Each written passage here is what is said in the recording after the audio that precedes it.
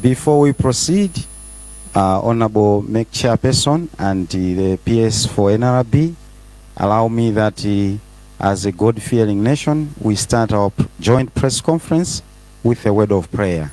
Let me invite my colleague to offer a word of prayer. Tibempere Arare watu kumwamba tukuza pamasabano maono zo mugambiri foja mpatso ya moyo meno matipatsa maono bene tufuna timve kuchokera kwatsogolera athu zokhudza kalembera mdziko lino tikupemphera kuti mukhale nafe mutirerezere ndipo zonse zimene zichitike muno ziyende ndi mzimu wanu mdzina Yesu Kristu apemphera ndi kuyamika. Amen. Thank you very much, Dan Chiudza, for the prayer.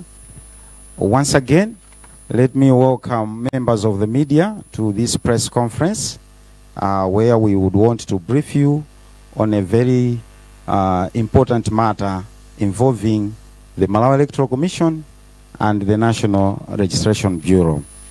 Before we proceed, allow me that I should introduce to you members of the media and all those that are watching us and also listening us through various media platforms, the high table which is in front of all of us. We are privileged this morning to have the MEC chairperson, Justice Annabel Ntalimanja. You raise your hand, Justice. Good morning. Good morning. This is a joint press conference, and the joint speaker is the NRB Principal Secretary, Mr. Mphatso Sambo. You raise your hand. Good morning. And let me start introducing the MEC side. From MEC, we also have Commissioner Dr. Limbika Nisala Kamrongera. You raise your hand. Oh, again, from MEC, we have the Director of Electoral Services, Mr. Hastings Bota. And on the far end, we have Director of ICT from MEC, Mr. Stanislas Ntingwi. And from NRB, Mr. Mphatso Sambo, the PS, has been flanked by the Director, Mr. Noel Chikungu. Mr. Chikungu can raise your hand. Thank you. From NRB, we also have the Deputy Director. The Deputy Director, raise your hand, please. Thank you so much. From the members of the media, I think what we're going to do is that as we ask the questions, we'll be introducing ourselves and also the institutions which you are coming from. Allow me, Honorable Chair and the PS, to indicate that when it comes to question time, we would like to request the one who is asking to come forward this side and present the question. Without much ado, at this point, let me invite the NRB Principal Secretary, Mr. Mphatso Sambo, to make, I'm being guided that we should start with the MEC Commissioner. So let me invite the MEC Commissioner, Justice Annabel Ntalimanja, to make a statement, and thereafter we have the PS for NRB for his statement. Over to you, MEC Chair. Thank you very much, ceremonies. Commissioner Dr. Kamlongera, Mr. Sambo, PS NRB, Mr. Bota, Director of Electoral Services with the Malawi Electoral Commission, Mr. Chikungu, Director with the NRB, Mr. Ntingwi, Director of ICT with the Malawi Electoral Commission, management and staff from the Malawi Electoral Commission as well as the NRB, and all esteemed members of the press here present, ladies and gentlemen. In the event I have omitted anyone, allow me to also say all protocols observed. Good morning and compliments of the season. It is with great honor that I address you today during this important joint press briefing by the Malawi Electoral Commission and the National Registration Bureau. And the National Registration Bureau. You would have observed that the NRB PS was indicated to speak first, but this is our event. That's why the Malawi Electoral Commission is speaking first. The purpose of this joint press briefing is to inform the general public about the supplementary voter registration that the Commission announced on 20th of December 2024 and the civil registration exercise that will be conducted by the National Registration Bureau to facilitate the supplementary voter registration process. Before I proceed, ladies and gentlemen, allow me to extend the Commission's deep gratitude to all Malawians who took the time to register to vote during the voter registration exercise that was conducted from 21st of October to 11th December 2024. Your commitment to fulfilling this civic duty and responsibility demonstrates your dedication to Malawi's democracy and your belief in the power of your vote. As we will all recall, ladies and gentlemen, the Commission commenced voter registration on 21st of October 2024 in Phase 1 councils, with the presence of NRB officials to provide identification and verification services to those citizens who were duly registered with the NRB but whose national identity cards were lost, defaced, or could not be read by the election management devices for one reason or the other.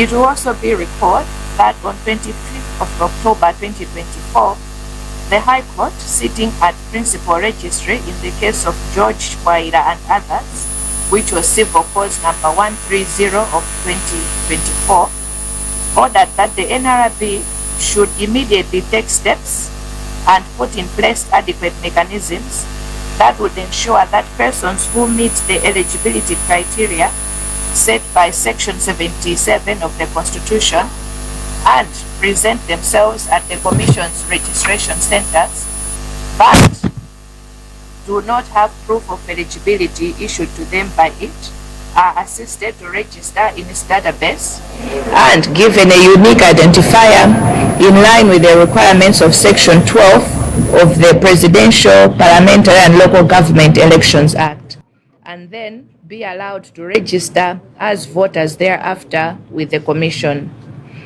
It will further be recorded that some eligible Malawians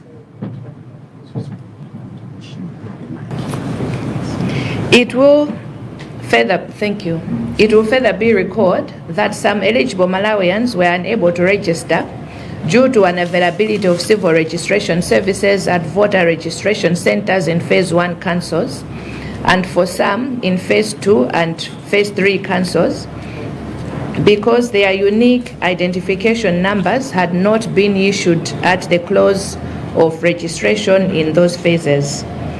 Therefore, in order to give effect to the order of the Court of 25th October 2024, by addressing the challenges highlighted above, the Commission will conduct supplementary voter registration.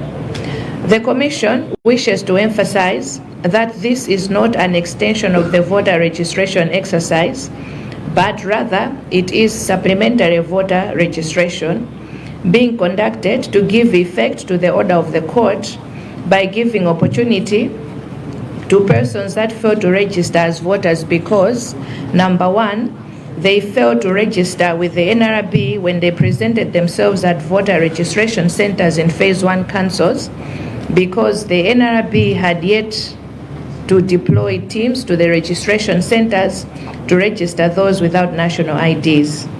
Therefore, in Phase 1 councils, the supplementary voter registration will target only those persons that would have registered with the NRB from 21st October, the date voter registration commenced. In Phase 2 and Phase 3 councils, some eligible voters presented themselves at voter registration centers and applied for civil registration with the NRB, but were not issued with their unique national ID number by the close of the voter registration and were consequently unable to register as voters. Therefore, in Phase 2 and Phase 3 councils, the supplementary voter registration will target only this category of persons. The NRB has advised the Commission that the process of issuance of unique identification numbers to registration services during the voter registration period has now been finalized. Allow me to talk now about registration of voters in Phase 1 councils. To implement the supplementary voter registration smoothly, and in particular to avoid the challenge of issuance of unique national identification numbers for those persons applying for civil registration for the first time after voter registration period has closed, it is imperative for the NRB to have sufficient lead time. This is on account of the NRB advisory that a fresh application takes a minimum of 24 hours to process. To effectively manage the two distinct processes, the NRB will make arrangements to conduct advanced civil registration of those persons who would have registered from 21st October 2024 in the following Phase 1 councils: Chitipa, Karonga, Karonga Town, Zuzu City, Kota Kota, Chisi, Salima, Dedza, Balaka, Machinga, Chiradzulu, Neno, Palombe, and Mulanje. This supplementary civil registration voter registration. Now I'll talk about registration of voters in Phase 2 and Phase 3 councils. The supplementary voter registration will be in the following Phase 2 councils: Nkatabe, Rumpi, Ligoma, Lilongwe City, Mangochi, Mangochi Municipality, Mwanza, Chikwawa, and Nsanje. This supplementary voter registration will be for those who presented themselves at voter registration centers to access civil registration with the NRB for the purpose of registering as voters as ordered by the court.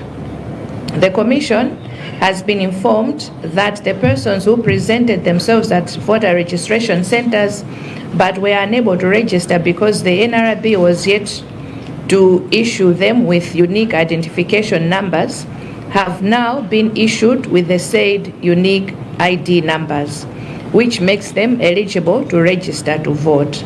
The Commission wishes to urge this category of persons to come and register during the supplementary voter registration on this that I'll shortly indicate as follows. The schedule for the supplementary voter registration is anticipated as follows. Phase 3 councils from 10 to 14 January. Phase 2 councils from 20 to 24 January. And Phase 1 councils from 30th to 3rd February 2025. Ladies and gentlemen, as we roll out the supplementary voter registration, the Commission is calling on all Malawians to cooperate with the Malawi Electoral Commission as well as the NRB teams. This exercise must be done in order to ensure that every eligible person who would have registered in Phase 1 councils but for lack of a national ID card, and those who presented themselves at voter registration centers and applied for the national ID card but were unable to complete the registration because they were yet to be issued with a unique ID number in Phase 2 and Phase 3 councils should all be afforded an opportunity to register to vote in accordance with the law. Ladies and gentlemen, political parties are indispensable partners in the electoral process, and the Commission values their role in ensuring smooth implementation of electoral processes, including voter registration. The Commission duly informed political parties of the supplementary voter registration. Now, the Commission is calling on all political parties and those that intend to contest as independents to deploy their representatives to monitor the supplementary voter registration exercise as required by law. Political party representatives will play a critical role in enhancing the credibility of the registration process by observing and reporting on the activities at registration centers. Political parties that wish to make changes to their list of representatives are advised to notify their respective Malawi Electoral Commission district offices as soon as possible to ensure a smooth process and to avoid any unnecessary disruptions. In conclusion, ladies and gentlemen, the Commission is urging all eligible persons in Phase 1 councils who do not have a national ID card to present themselves for the supplementary civil registration at the designated centers during the period that the NRB will advise. Once issued with a unique ID number, they will be eligible to register as a voter during the supplementary voter registration exercise. For those persons whose applications were pending issuance of a unique ID number in Phase 2 and Phase 3, the Commission is also urging you to present yourselves at the centers you applied for civil registration for voter registration. The Commission wishes to remind all persons targeted in the supplementary voter registration to present themselves at voter registration centers on the scheduled dates as will be announced by the Commission between 8 a.m. and 4 p.m. Allow me to emphasize that 4 p.m. is the time that our election management devices will stop registering people on the last day of the supplementary voter registration. The Commission is urging all Malawians to respect the rules and procedures governing this process. By doing so, we will all contribute to the integrity of the 2025 general election and strengthen our democracy. I thank you for your kind attention. God bless us and God bless Malawi. Allow me to also make the remarks in Chichewa. Choyamba ndipereke moni kwa onse komanso kufunira aliyense mafuno abwino pamene tili mu nyengo yokondwerera kubadwa kwa Ambuye wathu Yesu Khristu ya Christmas. Ndi chamtengo wapatali komanso chaulemu kwa ine kuti ndithe kufotokozerera ziwiri zitatu za kalembera wachibwereza amene Malawi Electoral Commission inalengezetsa pa 20 December 2024. Monga mwaonera mkumano wathu lero tikupangira limodzi ndi anzathu aku NRB chifukwa chokuti aku NRB tikugwira nawo ntchito malinga kuti iwowo ndi amene amachita kalembera waunzika ndipo chaunzika ndi umboni umene lamulo linakhazikitsa kuti ndiye ovomerezeka kwa iwo amene akufuna kulembetsa kalembera wa voti. Ndisanapitirire ndiloleni kuti malo mwa Malawi Electoral Commission ndithokoze kwa Malawi onse amene anatenga nthawi yawo kuti akalembetse kalembera wa voti amene anachitika kuyambira pa 21 October kufika pa 11 December. Kudzipereka kwanu ku ntchito imeneyi zaonetsa ndithu kuti udindo komanso udindo umene muli nawo nonse ya Malawi ku demokrasi yathu ya ku Malawi kuno komanso chikhulupiriro chanu kuti voti yanu ndi mawu anu ndipo voti imeneyi mawu anu adzamveka pa 16 September 2025. Monga tonse tikukumbukira, komishoni inayamba kalembera wa voti pa 21 October 2024 makonsolo amene anali mugawo loyamba. Ndipo anzathu aku NRB analipo ndithu masenta monse kuthandizira amene amafunika kuti athandizike chifukwa chokuti ziphaso zawo zaunzika mwina zinasowa kapena zinawonongeka kapena mwa njira ina sizimawerengeka ndi makina olembetserapo mavoti. Tikukumbukiranso bwino kuti pa 25 Oktoba 2024 bwalo lalikulu ku Blantyre la High Court mu kesi ya George Chipwaila ndi anzawo imene inali civil cause number 130 of 2024 bwalo linalamula kuti a NRB ayike ndondomeko zoti zionetsetse kuti munthu aliyense amene alovomerezeka ndi gawo 77 la malamulo akulu a dziko lino kuti alembetse mkaundula wa voti komanso amene atafike ku malo olembetsera kalembera wa voti koma alibe chiphaso chaunzika munthu ameneyuyu athandizike malingana ndi gawo 12 ya malamulo oyendetsera chisankho cha president komanso aphungu a nyumba amalamulo ndi makhansala. Tikukumbukiranso bwino kuti pali amalawi ena amene sanakwanitse kuti alembetse nawo mkalembera wa voti chifukwa chokuti sanathe kulembetsa mkaundula waunzika mu phase 1 makonsola phase 1 komanso iwo amene sanamalizitse kulembetsa makonsola phase 2 ndi phase 3 chifukwa chokuti ngakhale anayamba ndondomeko yolembetsera kaundula waunzika ndondomeko yosinamalizike chifukwa choti manambala awo anali asanatuluke anthu osewa sanathe kulembetsa. Pachifukwa cha chimenechi komanso motsatira chigamulo cha ku khoti cha pa 25 Oktoba monga ndafotokozera komanso kuti mavuto amene anaonekawa zonse zilongosolede bwinobwino komishoni inapanga chiganizo kuti ipanganso kalembera wa chibwereza.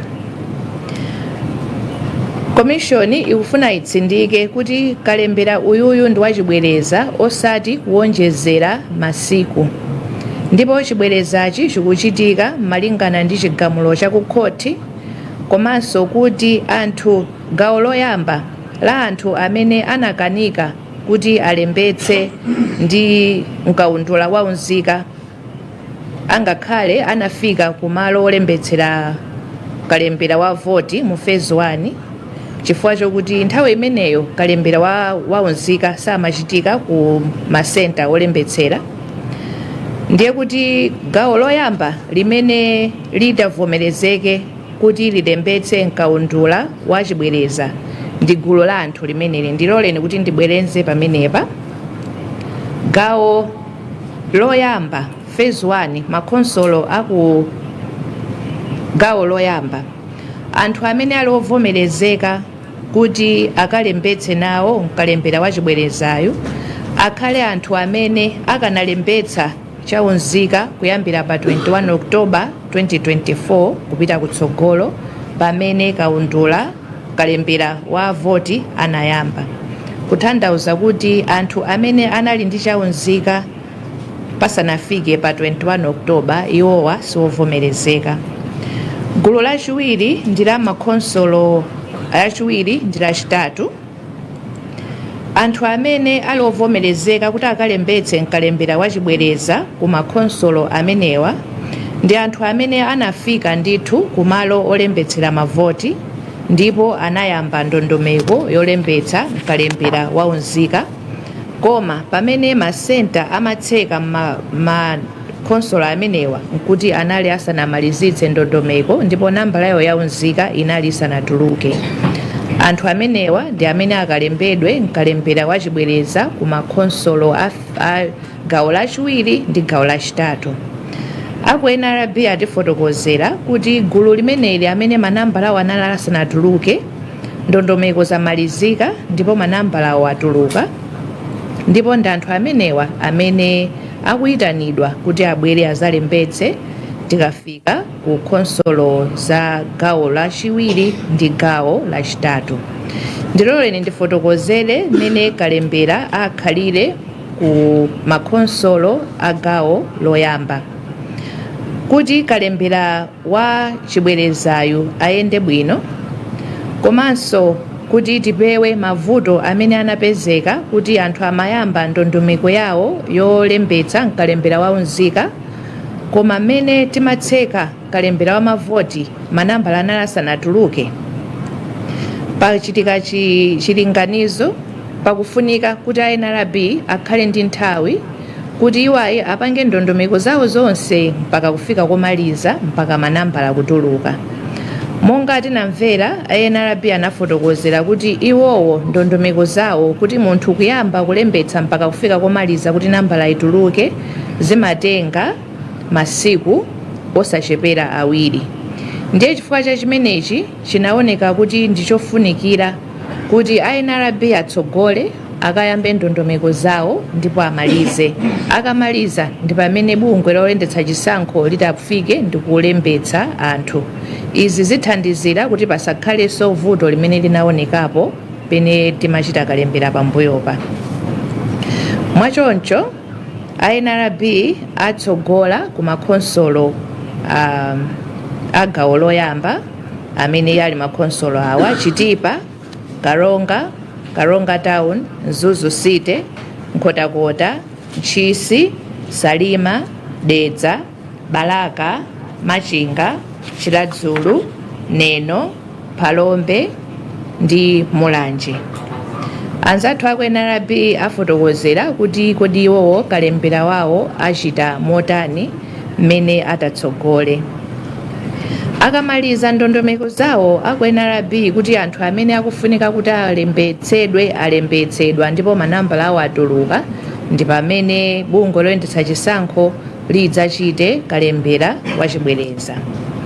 Kumakhonsolo amene ali mu gawo lachiwiri komanso gawo lachitatu amene ali motere: gawo lachiwiri Nkhatabe, Lumphi, Likoma, Kasungu Municipality, Dowa, Nchinji, Nchewu, Zomba City, Blantyre City, Cholo ndi Luchenza. Komanso gawo lachitatu Mberwa, Mzimba, Lilongwe City, Mangochi Municipality, Mwanza, Chikwawa ndi Nsanje.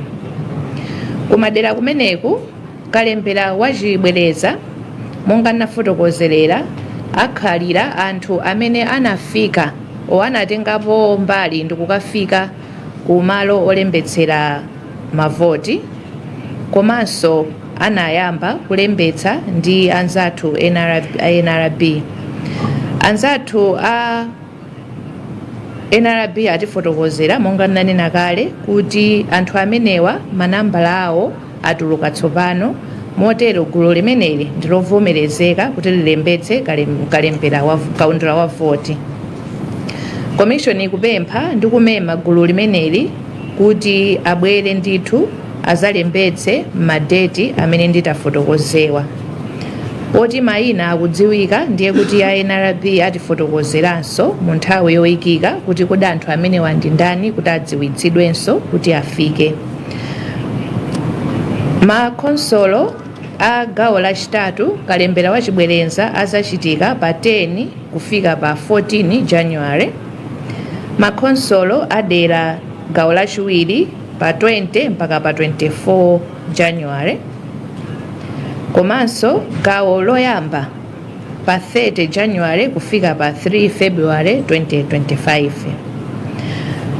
Pamene tikuchita kalembera wachibwerezayo, bungwe loyendetsa chisankho likupempha Malawi wonse kuti tigwire ntchito mogwirana manja limodzi ndi bungwe la MEC komanso anzathu aku NRB. Kalembera wachibwerezayo akufunika kuti achitike malingana kuti ndi munthu wina aliyense amene anali mu khonsolo yoyamba amene anali ovomerezeka koma analibe chiphaso cha unzika, komanso kwa iwo amene anatengapo gawo ndithu ndikufika kuma registration centers koma sanathe kumalizitsa ndondomeko zonse kuti apeze nambala ya unzika makhonsolo achiwiri, gawo lachiwiri ndi lachitatu. Anthu onsewa akufunika kuti apatsidwe mpata kuti alembetse kaundula wa voti malingana ndi malamulo komanso ndi ufulu wawo. Anzathu azipani ndi anthu oti timagwira nawo ntchito ndithu ndipo ndofunikira pamene tikuyenda ulendo okafika ku September 2025. Ndipo bungwe loyendetsa chisankho limazindikira ndithu kuti zonse ziyende bwino tikufunika kuti tigwire ntchito ndi anzathu azipani. Mwachifukwa ichi bungwe loyendetsa chisankho linatenga nthawi ndi kuwafotokozera mabungwe kuwafotokozera onse azipani za kalembera wa chibwerezayo. Ndiye panopa tsopano bungwe loyendetsa chisankho likupempha azipani onse komanso iwo amene akufuna kudzayima ngati ma independent kuti atumize ma monitor awo kuti abwere adzaonerere kuti ntchito ya chibwerezayo iyenda motani malingana ndi mmene malamulo amafotokoza. Mamonita onse amagwira ntchito yofunikira kwambiri kuonetsa kuti kodi akuyenda bwanji, komanso iwowa amatha kufotokozerera pa zimene akuona ku ma registration center. Mwachoncho tikupempha kuti azipani onse atumize ndithu mamonita awo, ma party representatives awo, komanso kwa iwo amene akufuna kusintha mayina a mamonita amene anatumiza afotokozere ndithu ku maofesi a bungwe loyendetsa chisankho ma district monse mwansanga kuti ntchito iyende bwino ndipo pasakhale zovuta zina ndi zina. Pamene ndikumaliza ndifotokozere kuti bungwe la chisankho likupempha komanso likumema anthu onse amene ali ovomerezeka mu makonsolo amene ali gawo loyamba koma alibe chaunzika koma akafuna ndithu kuti alembetse mkaundula wa voti kuti iwowa afike kumalo kumene anzathu a NRB afotokozerere kuti apite akalembetse. Akafika kuti ndondomeko yonse atha ndipo apatsa national ID number ndiye kuti iwowa akhala kuti avomerezeka kuti alembetse mkalembera wa chibwereza. Kwa iwo amene anayamba kale ndondomeko zawo makonsolo a gawo lachiwiri ndi lachitatu, bungwe loyendetsa chisankho likumema nisoni kuti mufike ndithu ku masenta olembetsera nthawi ikakwana. Pamene ndikumalizitsanso mundilole kuti ningokumbutsira kuti kwa onse amene atazalembetse mkalembera wa chibwerezayo tikumbukire kuti masenta amatsegula 8 koloko ndipo amatseka 4 koloko. Nditsindikenso kuti makina athu azasiya kulemba ikazafika 4 koloko. Chonde ndipemphe kuti tisamale nthawiyi, tisadikire mpaka tsiku lomaliza. Ndipemphe amalawi tonse kuti tisunge ndondomeko komanso malamulo a kalembera wa chibwerezayo malinga ndi mmene tafotokozera, makamaka kwa anthu amene ali ovomerezeka kuti abwera azalembetse. Tikapanga chonchi zithandizira kuti ntchito yathu koma ulendo wathunso okafika ku 2025 September ukhale wabwino, ovomerezeka ndi malamulo, komanso ukhala olimbikitsa demokrasi yathu ku Malawi kuno. Zikomo kwambiri chifukwa chakumvetsera kwanu. Ambuye adalitse tonse komanso adalitse mtundu wa Malawi. Zikomo.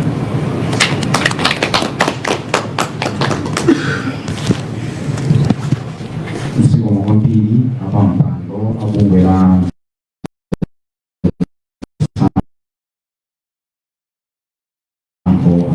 justice. Ladies and gentlemen, allow me that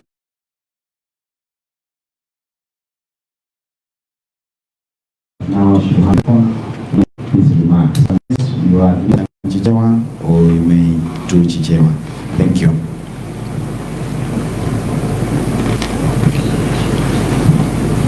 Thank you very much. My speech is not that long, so I will make the English statement first, then translate in Chichewa. The Malawi Electoral Commission Chairperson, Justice Annabel Talimanja, the commissioners present this morning, led by Commissioner Dr. Limbika Kamlungela, the directors from MEC, Mr. Bota, Mr. Mtingwi, and all members of management for MEC, the director of NRB, Mr. Noel Chikungu, the deputy director, Mr. Godfrey Zungu, and all NRB staff present here, members of the media, but also all the Malawians watching us and listening through the media this morning. Ladies and gentlemen, good morning you all. Thank you. Let me first of all express my gratitude to you, the chairperson, for inviting NRB to address members of the media through this joint press conference as we are doing this morning. Thank you very much. The Malawi Electoral Commission and NRB have together invited members of the media to this press briefing to specifically brief the nation on the implementation of the supplementary civil registration and voter registration exercises ahead of us. As you all are aware, the National Registration Bureau is the civil registration authority, the National Identification Authority, while the Malawi Electoral Commission manages the electoral process. As clearly stated by the chairperson of the Malawi Electoral Commission, the proof of eligibility for someone to register for vote is through the national identification that the National Registration Bureau issues. So on our and all the members of the media, allow me therefore to inform Malawians that NRB will implement civil registration exercise, others call it national ID exercise, in all the councils where the Malawi Electoral Commission implemented phase 1 of the voter registration exercise. The councils are Chitipa, Karonga, Karonga Town, Mzuzu City, Kota Kota, Chisi, Salima, Dedza, Balaka, Machinga, Chiradzuru, Neno, Palombe, and Molanje. The supplementary civil registration exercise, the national ID registration exercise, will be implemented from 29 December 2024 to 4 January 2025. Members of the media, Malawians have to know that NRB will conduct the supplementary civil registration exercise before the Malawi Electoral Commission comes in to do supplementary voter registration exercise. This means that the National Registration Bureau will go into the communities ahead of MEC. As you are aware, NRB deployed additional staff to conduct civil registration apart from identity verification during phase 2 and phase 3 of voter registration. While in phase 1, NRB deployed staff only to do digital identity verification. The new arrangement now is that the civil registration will come first before voter registration. This will give NRB enough time for the processes of issuance of unique identification numbers and for adjudication and the duplication processes of the captured records to be completed as per the civil registration procedures. Let me emphasize that not all national ID applications end up with the issuance of a national identity, because some applications require further reviews of eligibility as per the law and also the procedures. Malawians must know that the supplementary civil registration exercise will specifically target all eligible citizens who never registered for the national ID in the indicated phase 1 councils. Let me remind Malawians that NRB registers every Malawian citizen who has reached the age of 16 years and above for the registration for the purposes of issuance of a national ID. Therefore, those to register in the centers which will be opened for the supplementary civil exercise are only those who are eligible, who have reached the required age. However, this does not mean that MEC will also register 16-year-old in their system, because we all know that MEC starts registration from 18 years and above, and they have a mechanism to identify such eligible citizens.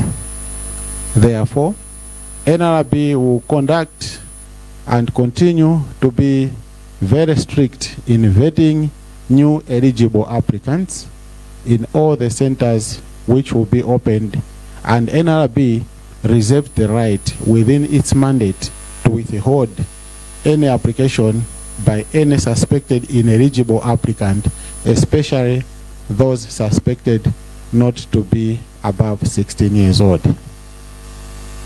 Allow me to also ask Malawians, especially those that already registered with NRB, not to register again during this exercise, since doing such will create duplicate records in the registration system, and this will eventually disenfranchise them from registering as voters. Resident foreigners are requested to visit NRB district registration offices to register for their resident foreigner identification registration. Resident foreigner identity registration services will not be available in the centers that NRB will open for this supplementary civil registration exercise. Honorable Chairperson, let me now turn to our preparedness to undertake the civil registration exercise in preparation for the supplementary voter registration exercise. Right now, we are finalizing mobilization of equipment from NAV centers to the registration centers in readiness to commence registration from 29 December 2024. NRB is going to use NRB permanent staff and some temporary staff to cover 705 cluster centers in phase 1 districts councils of MEC voter registration. The centers have been selected by the district councils in consultation with all stakeholders in the respective councils. Each of the registration centers will have at least one registration officer, security officers, and one supervisor. The centers will be powered by electricity, but also backup generators to ensure that biometric registration kits are powered at all times. Operating time for the civil registration centers remain 8 o'clock in the morning to 4 o'clock in the afternoon. All the officers that are involved in this exercise will be paid by NRB, and the government of Malawi has already provided resources for the exercise. Let me indicate that NRB, together with MEC, has put in place a robust public awareness program to ensure that every citizen who did not register with NRB in the previous outreach exercises is made aware and are mobilized to register this time around. As regards to phase 2 and the phase 3 of voter registration exercise that had just been completed, And going forward, NRB will provide digital identity verification services to citizens who previously registered with NRB during the previous civil registration exercises, as there will be no supplementary civil registration by NRB in phase 2 and phase 3 district councils. NRB confirms that all the registration processes and data from phase 2 and phase 3 voter registration districts is completed, and all data has been synchronized, and those eligible to be issued with unique identification number have been issued. As I conclude, let me confirm that NRB has also put in place civil registration objection process and also complaint forms at registration centers for any complaints that is lodged to reach the authorities for immediate action. Allow me now to say that at NRB we are committed to ensure that every citizen is registered, and we are also committed to ensure that every citizen has an opportunity to participate in the electoral process by assisting them and supporting them to register with NRB first to be issued with a unique identification number. And therefore we ask all stakeholders to support NRB and MEC during the upcoming supplementary registrations. I thank you all for listening. So pano mundilole ndilankhuleko mchichewa mwachidule koma motsindika. Maulemu onse ndi bwerezaso kuti amene akutimva adziwe kuti pano pali ndani kamene atapereka ulemu kwa ndani. Ndiyambira chair Justice Annabel Ntalimanja ulemu wanu, komanso ulemu wanu a Commissioner Dr. Limbika Kamulongera, madirector onse akumeki abota antingwi, komanso management yose ya MEC, a director NRB ali apa Chikhungu, komanso azulu a deputy director ndi onse achoka ku NRB, komanso ino atolankhani anzathu amalawi nonse amene mukutimvera mmawa uno kapena kutionerera, azimayi ndi azibambo. Ine ndati ndipereke ulemu chifukwa chiona chopambana kwambiri kuti achair a MEC atiyitana ife kuti tikhale nawo pa msonkhano kuti tafotokozera amalawi, tatsimikizire mmene ife takonzekera ngati NRB kuwathandizira iwo amalawi kuti akhale ndi chiphaso cha unzika ndi cholinga choti adzakwanitse kuponya nawo voti. Zikomo achair. Komanso ndikufuna ndinene kuti ife a MEC ndi NRB takuyitana ndinde atolankhani, komanso kuti amalawi onse tafotokozere mmene takonzekera, koma ifeyo ndi mabungwe awiri osiyana. Bungwe la MEC ndiloyeretsa chisankho lili ndi malamulo ake, la NRB ndi bungwe la kalembera lili ndi malamulo ake, koma malamulo omwe onso akunena kuti chiphaso chimene NRB amapereka ndicho chiphaso chovomerezeka kuti munthu alembetse voti. Ndi chifukwa chake mukutiona kuti tili limodzi pano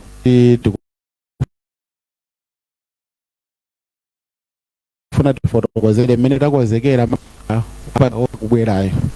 Ifeso a NRB takoza kalembera wathu kuti amalawi amene sanakhale ndi mwayi tikwanitsenso kuwalemba pa nyengo iyi.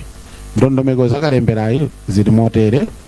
Ife tikufuna kuti tiawuza amalawi onse kuti kalembera wathuyu adzachitika maboma onse amene kunachitika kalembera uja woyamba wa phase 1 wa MEC kapena kalembera wa voti wa chisankho. Maboma amenewa ndi kuchitipa, kukalonga, pakalonga paboma kalonga town, kumzuzu site, kankhotakota, Ntchisi, Salima, Dedza, Baraka, Machinga, Chiradzulu, Neno, Palombe ndi Mulanje. Ifeyo ndiye tikutsogola kuti tikachite kalembera yese wa uzika Malawi aliyese amene sanalembetse koma ndoyenera kuti alembedwe tikaonetsetse kuti walembedwa mu nthawi yokwanira, ndi cholinga choti a MEC akamabwera ndi kalembera wa voti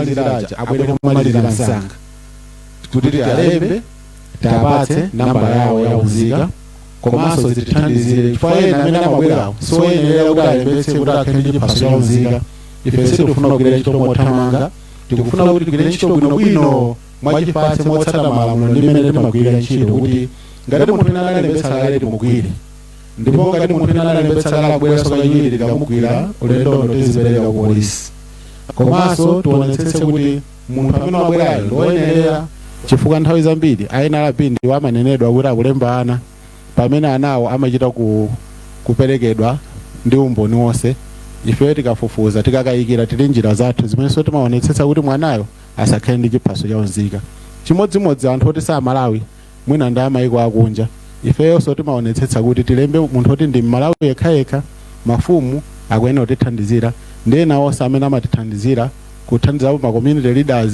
kapena mboni zija tionetsetse kuti anthu amene akulembedwa akhale kuti akupereka umboni woyenerera wochoka kwa inu mboni komanso akhale Amalawi amene tizagwire ulendo uno kuti ndokayikitsa ife tikapereka ku polisi ndipo tayika ndondomeko zoona kuti madandaulo onse amene azichitika ku masenta madandaulo azitifika ife tisiyapo mafomu achidandaulo kuti taonapo vuto lakuti tikufuna kuti mutithandize komanso ngati pali kukayikira kuti mwalemba munthu wakuti ife tikunkayikira zimenezo zichokere kwa inu kuti tilembe anthu amene ali oyenerera okhaokha komanso ndikupitirira kunena kuti nthawi imene tikuchita kalembera ameneyo makamaka pa phase maboma a phase 1 wa makhonsolo a phase 1 tionetsetse kuti amene akubwera ndi amene ali oyenerera okhaokha muchanenera MEC chair kuti amene sanalembetse sanakhale ndi mwayi chifukwa tikulemekezanso chigamulo cha khoti chimene chinaperekedwa ndikumbutsa Amalawi onse kunena kuti NRB imalemba munthu amene wakwana zaka 16 pamakhala kusiyana pang'ono ndi MEC kuti amalemba munthu wa zaka 18 kusiyana kwinanso nkwakuti NRB munthu akhoza olembetsa kulikonse chifukwa Malawi uli paliponse pamene malamulo awo achisankho amalembetsa munthu kumene akavotere kapena ndondomeko zimene zinayikidwa ndiye ife timalemba munthu wa zaka 16 amene abwere kuti tidzawalembe ndipo tikatsegula tizidzalemba monga malamulo akutilolera amene akwana zaka 16 sinde kuti akapita ku MEC akakwanitsa kuti alembetsenso voti ndizosatheka chifukwa MEC ali ndi ndondomeko zawo zoteteza kuti munthu wachichepere asakwanitse kulembetsa voti pamene papa timati Amalawi amvetsetse kuti ife tikamalemba ana a zaka 16 ndifoti malamulo akutilola ndiye tiyesetsa mu nthawi imeneyi kuti kusakatula kwathu kapena anthu amene akubwera tiaunike bwinobwino kuti zimene akupempha kuti afuna kuti alembetse tione kuti kodi anali kuti nthawi yonseyi imene takhala tikulemba muchatanenera komanso nthawi imene akubwerayi kodi ali ndi zonse zoyenerera ndipo bungwe la NRB lili ndi mphamvu mwa malamulo kuyesetsa kuti ifufuze munthu wina aliyese kapena somwina kupereka nthawi yochulukirapo kuti munthu amfufuze ngati pali chinyengo kuti amangidwe ndiye tionetsetse kuti mutithandizire musatibweretsere ana achichepere ndi umboni wabodza chifukwa Yesu opereka umboni adzamangidwa tsopano ndikupempha Amalawi onse amene munalembetsa kale ndanena kale kuti musabwereso chifukwa chimene chimachitika mukabweretsa kachiwiri mukakhala ndi rekodi kapena kuti kalembera wanu wodabwitsa muwiri ndesi mukakhala ndi nthawi yoti mupatsidwe chiphaso chaunzika simukakwanitsanso kuti mulembetse nawo voti kwa iwo ochoka mayiko akunja koma ndi ololedwa kukhala m'Malawi muno anthu amenewa abwere ku ofesi ya NRB tizathandiza chifukwa ku masenta amene titsegulewa sikukhala ndondomeko yolemba anthu ochoka mayiko akunja tsopano ndikuyenera kuti ndifotokozere monga amene takonzekera kuti kalembera amene wakhala bwanji kalemberayo akuyamba pa 29 mkuja tikunena pano anthu ayamba kupita ku masenta kuchokera dzulo kufika lero zokonzekera zonse zatheka ndipo ntchitoyi mkuja ikuyamba maboma monse ife timagwira ntchito paja mukudziwa nda DC komanso ndi makomiti ena kumeneko kuboma kuja kumakonsolo kuja ndiye tapempha ndipo tagwirizana kuti ndizotheka kukhala maklasta atatu chifukwa chakuti izi zimatithandizira kuti masukulu amene ali woyandikana pafupi timathoika munthu mmodzi amene azijambula anthu ndi makina kuti tiwapatse mpata anthu osalembedwe. Ndiye titaona makonsolo sewa takoza ma registration center okwana 705 ndipo mmene mumu tizionetsetsa kuti pakhale munthu ojambula osachepera mmodzi, pakhoza kukhala mmodzi kapena awiri. Tikuonetsetsanso kuti a security a polisi akhale alipo, amayenda awiri akhalepo, komanso pakhale supervisor oyang'anira center ija. Ndiye management ya NRB imagwira ntchito ndi a Ministry of Education aziphunzitsi amene amatithandizira kuti atichite manage. Anthu amenewa tiapatsa magenerator ndi mafuta okwanira kuti equipment yathu makiti athu ojambulira aja asamazimezime. Masenta azitsegulidwa 8 koloko mmawa kutseka 4 koloko monga amene zimakhalira. Anthu onse amenewa alandira ndalama kudzera ku bungwe la NRB amene ayamba kalembera ameneyo wa NRBU, kalembera wa National ID kapena civil registration, kalembera wa unzika. Anthu amenewa alandira ndalama zawo monga malipo amene anakhazikidwa kale, ndipo boma latipatsa kale ndalama NRB kuti anthu amene walipiridwe msanga pompo. Limodzi ndi bungwe la MEC fa NRB tayikaso ndondomeko zomema wanthu, public awareness, kuti munthu aliyense asadzaname kuti sadamve. Ndiye tionetsetse unafeso tiauze Amalawi onse kuti agwiritse ntchito mwayi umeneyo. Kwa phase 2 ndi phase 3 makonsolo amenewa ife ya NRB tidzapitirira kwathandizira MEC kuunikira ndi kusakatula kuchitira umboni wa unzika kwa anthu onse amene analembetsa kale koma ali ndi mavuto ndi chiphaso chawo cha unzika. Ndi cholinga choti munthu aliyense akwanise kulembetsa. Amene analembetsa kale mbuyomo koma mwina amadandaula kuti nambala yawo ya unzika sinatuluke, ife tikunena kuti manambala onse anaperekedwa ndipo anthu amene alembetse manambala awo aperekedwa chifukwa takonzekera bwino. Ndipo anthu onse amene manambala awo anaperekedwa data yawo inapanga synchronize, anthu amati sync, inapita ndithu konse ndipo aliyense akapezeka kuti woyenererayo akwanise kuti akalembetse. Ndikumalizitsa ndipo ndikutsimikiza kunena kuti m'malo mwa bungwe la NRB Amalawi onse atsimikiziridwe kuti ifeyo tilemba wina aliyense. Ndi cholinga cha NRB kulemba munthu aliyense m'Malawi muno kuti apatse chiphaso cha unzika komanso akwanise kutenga nawo mbali pa voti. Ndiye choncho ndikupempha anthu onse amene amatithandizira ife ya NRB kuti apitirize kutithandizira chonchija kuti awauze anthu awo, anthu onse kuti kukubwera kalembera wa NRB monga tafotokozera makonsolo a boma a phase yoyamba maboma amene aja acheya komanso anthu ena onse. Ineyo speech yanga malo mwa NRB yathera pamenepa. Ambuye adalitse tonse. Zikomo kwambiri bwana PS chifukwa cha statement yanu. And thank you so much Madam Chairperson for also your statement. We now move on to question time. Like I did indicate, tikupemphani kuti amene akufunsa funso abwere kutsogolo kuno, utchula dzina lanu, institution mene mukuyimira, kenako ndikupereka funso. Titenga round ya mafunso asanu yoyambirira.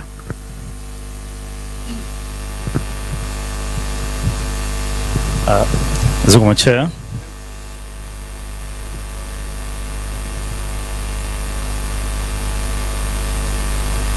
Zikomo Chair. Dzina langa ndine Alex Banda, ndimagwira ntchito ku Zodiac. Ndimafuna mutsindike kapena munene mwachindunji. Mwanena kuti anthu amene anali ndi chaunzika pasanafike pa 21 Oktoba salembetsa mkaundula wa anthu ovota uti omwe anachitika mu gawo loyamba. Chifukwa gawo loyamba ndikaona bwino apa likukhudza maboma 14 kuphatikizapo Mulanje, Phalomba, Chitipa, Karonga ndi Karonga Town komanso Kunzuzu mwa ena. Komanso tiyelekeza kuti ndinali ku Lilongwe, ndinali ndi chiphaso, koma pokafika kumene kuja 4 koloko zipata zatsekedwa, makina anunso azima. Ine ndi chiphaso changa ndiyelekeze ngati kuti ine ndasambo, koma sindinakalembetsa, ndinachedwa chifukwa kuti ndimakayang'anira bwino pake. Zindithere bwanji kumbali imeneyi. Sindidzaponya nawo voti mu September chaka chamawa. Ndimafuna mutachita chindunji pa nkhani zimenezi. Zikomo kwambiri. Achiwiri.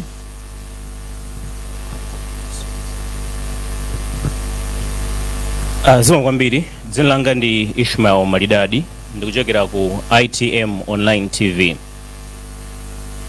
Funso langa lipita kwa Director of ICT ku MEC kudzera kwa ino chair MEC. Maonikira kunena kuti ma devices iwa ikamafika 4 o'clock akumatseka kuti akumasiya kugwira ntchito. Chingoyerekeza kunena kuti pamalo pamene pakulembetsedwa mwina anthu akanalipo ochuluka, ikufika 4 o'clock anthu aja akanali, and then technically my devices are there programmed kuti kana 4 o'clock atseke. Sindikudziwa kuti mweka njira yotani kunena kuti anthu amene alipo aja akwanitse kulemba chifukwa ikhanga technology ino tsopano ikukanika kuwapatsa ufulu wawo ovota. Funso lachiwiri, pa nkhani yokhudza duplication ya ma registration, taonapo social media mu system ya MEC ikukwanitsa kulemba anthu awiri.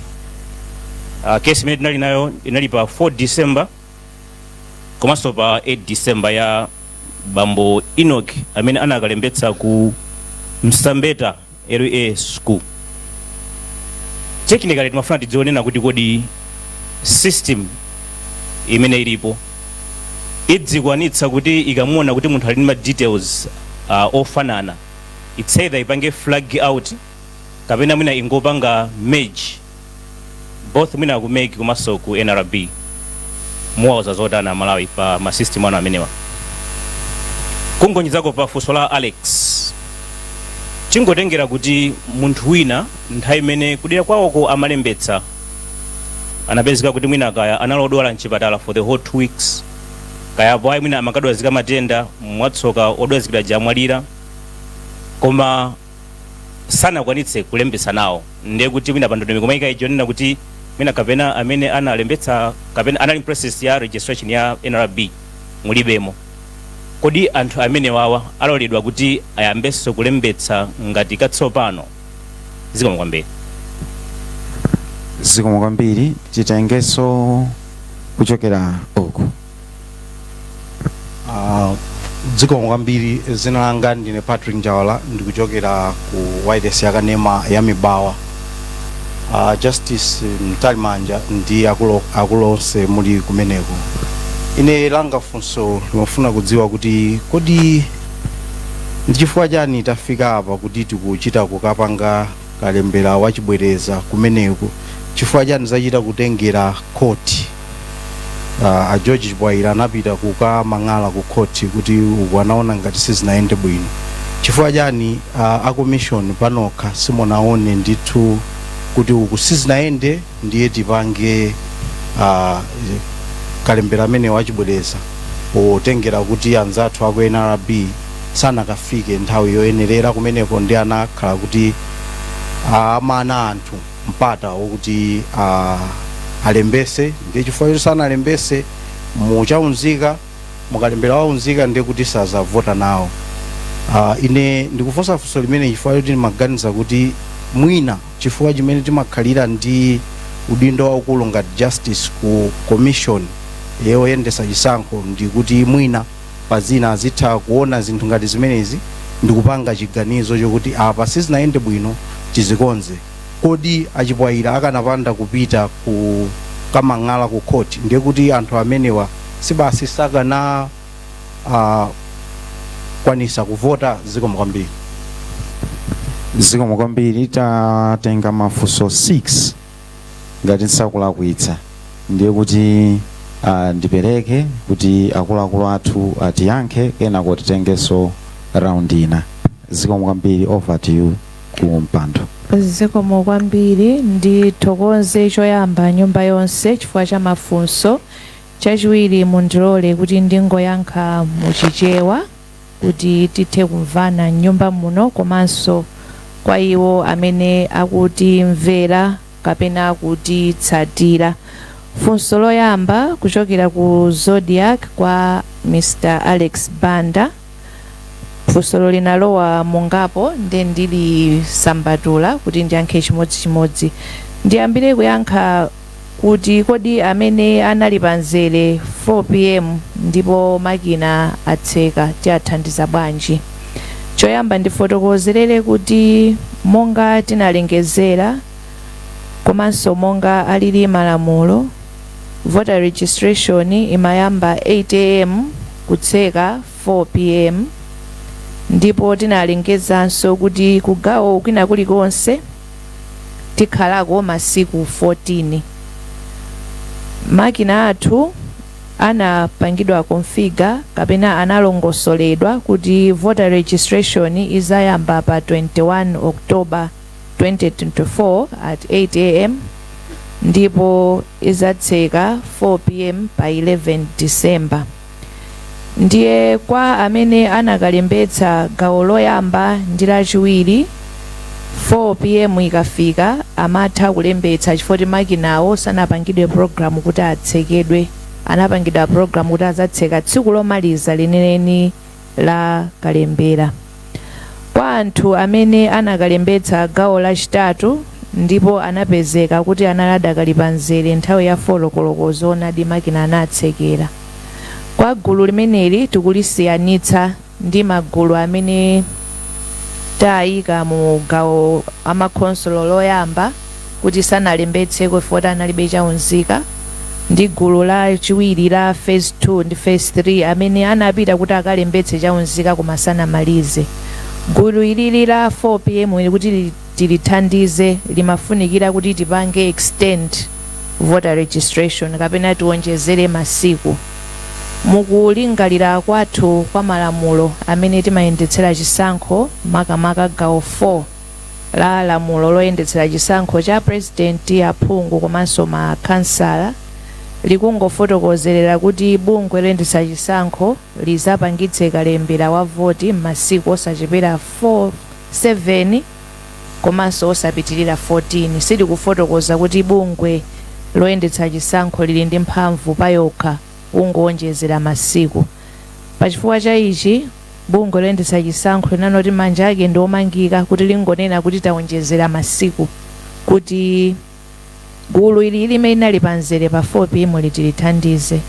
Mwachifukwa cha chimene chimuona kuti chiganizo chimene bungwe la MEC lapanga ndilo kuti anthu awawa ndikuti akuoneka kuti basi sathandizika.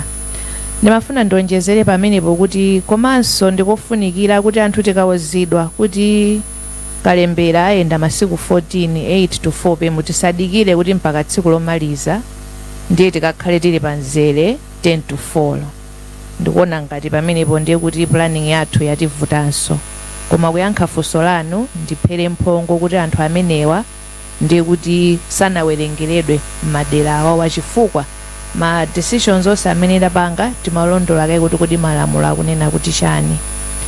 Panalinso funso lina lokuti kodi amene mwina anadwala limenelo liphatikizanso ndi Ishmael Malidade, kuti amene mwina anadwala mwina pa zifukwa zina sanakwanitse kukalembetsa koma chaunzika anali nacho pofika pa 21 October, amenewanso sitinawerengere chifukwa ndibwerenze pambuyo lamulo linachita kuyika kuti kalembera ndi 14 days, ikatha 14 days ndiye kuti basi kwa amene sanabwere kuzalembetsa ndiye kuti amenewo zavuta. Ndinene choncho eti funso lokuti munthu amadwala atakhala tikulilandira ndithu angakhale ma program amene timapanga kumemeza anthu funso limabwera kuti kodi nanga munthu atakhala kuti akudwala masiku onse 14 tipanga bwanji, koma malinga ndi mmene alili malamulo athu samalola kuti mwina timutsatire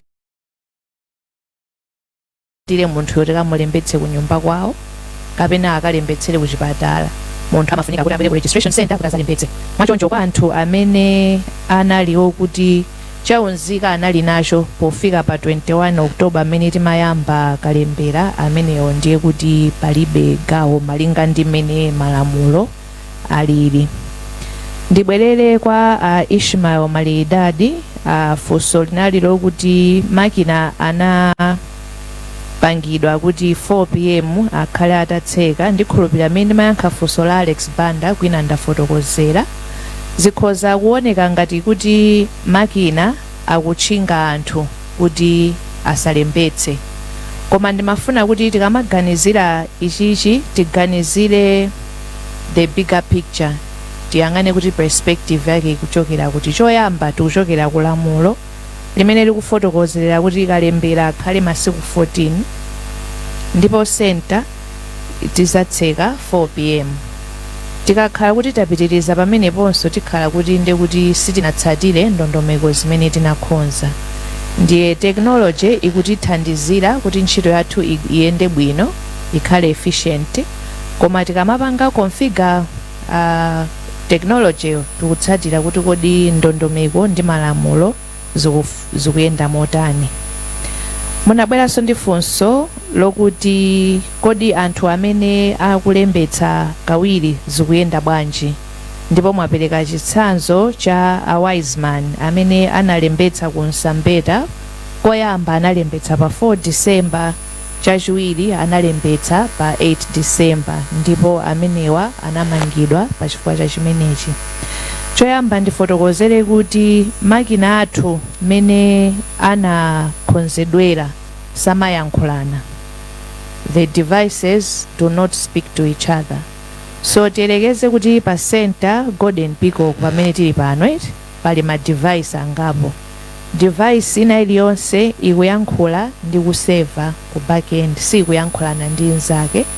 Izi zinayikidwa kuti ikhalenso ngati security protocol, kuti makina aliwonse akhale ndi mayina ake amene alembetsa, ndipo zizitha kutsatiridwa kuti makina awa amene amagwiritsa ntchito ndi Amalidadi komanso Alex Banda anali pa center ya ku Golden Peacock ku phase 1.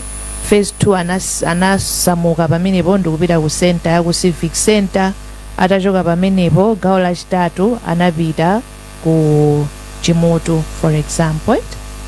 For security purposes, the devices do not speak to each other. Pachifukwa chimenechi ndizotheka kuti munthu akhoza kulembetsa kawiri pa makina osiyana. Munthu kuti alembetse pa makina amodzi ndiye kuti pompo makinawo avumbulutsa kuti munthuyu walembetsa kawiri, chifukwa chokuti data ya munthuyo ili makinamo. Koma mene anachitira a wise man kuyesa zida, anabwera pa 4 ndikulembetsa makina oyamba, anabweranso pa 8 ndikukalembetsa pa makina ena, ndipo ndikukhulupirira kuti mukuona mkwawo anaona kuti he has beat the system. Koma mene ilili design, makina aliwonse amapanga transmit data to the back end. The minute the data transmits to the back end, it will flag if there are duplicate registrations from any device. Mene zinachitikira awo analembetsa koyamba, it was registered as the first registration. Koma atalembetsanso kachiwiri, when the machine transmitted, it was flagged as a duplicate registration. Ndipo majuplicate walipo ndithu ambiri. The commission will be deploying a report kufotokozerera bwinobwino kuti amene analembetsa more than once ndi angati. Izi mene ndafotokozerera kuti makina wasakuyankhulitsana as a security protocol, koma the backend is able to flag and to capture all duplicate registrations. Registration yachiwiri ndi mene imapangidwa flag kuti ndi duplicate, ndipo imapita ku exception report. It does not form the voter register. ndifotokozenso kuti monga tinaonera ndi Wiseman kuti anamangidwa, kulembetsa kawiri ndi mulandu, ndipo chilango chinakhazikitsidwa ndi malamulo kuti munthu uyo akamangidwa aperekedwe chilango, koma mowonjezera chilango chimene angapatsidwe kandi chindapusa, a fine or a term of imprisonment. Kuonjezera pamenepo malamulo akufotokozeranso kuti amene walembetsa mophwanya malamulo ameneyo dzina lake lifufutidwe, lichotsedwe mu voter register, ndipo satha kuvota nawo komanso kutenga gawo ntchito zonse ulombali zonse zachisankho kwa zaka ndikukhulupirira ndi 7.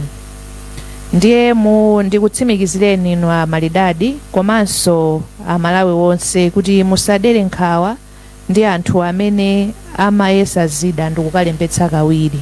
Amenewa ndithu mashina anagwira, ndipo mudzilandira maripoti kuchoka ku commission kuti anthuwo ndi ati ndiponso amangidwa ndipo zayenda motani. Kupitirirapo panali funso, ndingobwerezanso pa funso lokuti amene anali oti akudwala. Nditsindike kuti kalembera amene tikupangayu ndi wachibwerenza, sitikuwonjezera, it's not an extension, it's just a supplementary. Ndikafa pamenepo mundilole kuti ndibwere ku funso la Patrick Njawala kuchoka ku Mibawa. Funso ndilo kuti kodi chifukwa chani tinachita kudikira kuti khoti ligamule bwanji komishoni imene kutsogozedwa ndi oweruza milandu kapena jaji sanangoganiza okha kuti apange extend. Mundilole ndiyankhe mobwerera mbuyo. Choyambirira kuti malamulo akufotokozerera kuti registration yende bwanji masiku not less than 7, not more than 14 days. Mukakumbukira bwino commission inalengeza kuchokera mu gazeti apa 27 September kuti idzakhala ikuchita kalembera wa voti, ndipo kalemberayu adzayenda kuchoka pa 21 mpaka pa 11 December magawo atatu. Masiku amagawo onso anafotokozeredwa. Komanso commission inafotokozera kuti malinga ndi malamulo mu gawo 12 ya lamulo loyendetsera chisankho cha president aphunga malamulo ndi makhansala, imafotokozera kuti umboni oti munthu ndovomerezeka kuti ndi nzika ya dziko lino ndi chiphaso cha unzika. Pozindikira kuti anthu ena chiphasocho ali nacho koma mwina chinasowa, chinafufutika, mwina chinasweka, commission inapanga ndondomeko kuti ku voter registration center kulikonse kuzikakhala wa MEC amene azikalemba anthu kalembera, komanso kuzikakhala officer wa NRB kuti athandizire anthu amene chiphaso chawo chili ndi mavuto amene ndafotokozerawa, kuti NRB officer uja azitha kuyang'ana mu system kuti Anjawala amene abwerawa kuti analembetsa koma chiphasocho chinasowa, ndiye kuti akayang'ana mu system alipeza dzina la Anjawala aprintira ka system generated slip kamene kali ndi national ID number yawo, kameneko akatenga kuti akalembetsere. Iyi ndi ndondomeko imene commission inakhonza polingalira amene inalili situation. Komanso tikumbukire kuti data imene inaperekedwa ndi anzathu aku NSO ndi aku NRB imafotokozera kuti anthu analembetsa ndithu chaunzika ali nacho. Voto limene commission inaona inali yokuti anthu ambiri mwina chiphasocho anataya kapena chinasweka, ndipo nkona mu ndondomeko ya commission nkona ne kuti NRB akhalepo athandizire mbali imeneyi imene commission inaona kuti inali challenge. Koma titayamba kalembera pa tikuti tiziyamba kalembera, I think the process was served us kandi pa 19 October, I can't remember the date. Koma kesi ya Jibwairayi inabwera commission itapanga kale gazeti kuti ipanga ndondomeko ya kalembera 14 days masiku motere, komanso itafotokozera kale mtundu wa Malawi kuti pakakhala ma officers a NRB kuti akathandizire. Pa 25 October, 4 days into the registration in phase 1 is when the court order came. Ndimapereka context iyi kuti mumvetsetse kumene tikuchokera komanso mapulani amene commission inachita. Poona kuti khoti lafotokozera kuti anthu amene alibe chiphaso azitha kufika ku voter registration center ndipo athandizike ndi NRB, ndipo amene commission inaunguza ndikuona, ndipo NRB atafotokozera mu statement yawo ya pa 26 October kuti azapanga deploy for civil registration mu phase 2, ndipo amene commission pa 30 October inapereka statement kunena kuti phase 1 izachitanso kalembera kuti ithandize anthu amene khoti linanena kuti athandizidwe. Ndiye mukamaganizira funsolo, you should look at the context ndi mmene tayendera ndi kufika pano. Chimodzimodzinso phase 2 ndi phase 3 commission inalingalira ndi kuunguza kuti zinthu zayenda bwanji malingana ndi court order, chifukwa chokuti mapulani athu a verification analipo. If you went to all the centers, NRB officers were available to provide identification and verification services monga mmene tinakhonzera mu ndondomeko yathu. I hope kuti ndakuyankhani funsolo, ndazungulira mwambiri koma I hope kuti ndakuyankhani. Zikomo kwambiri.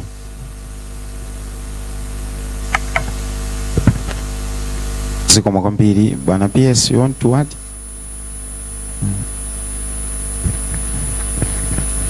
Panali funso limodzi limene linachoka kwa Ishmael Malidadi, limene linali double registration, kuti kodi simungangophatikiza kuti munthu analembetsa koyamba kubweranso kachiwiri basi kungoona kuti ndi yemweyo.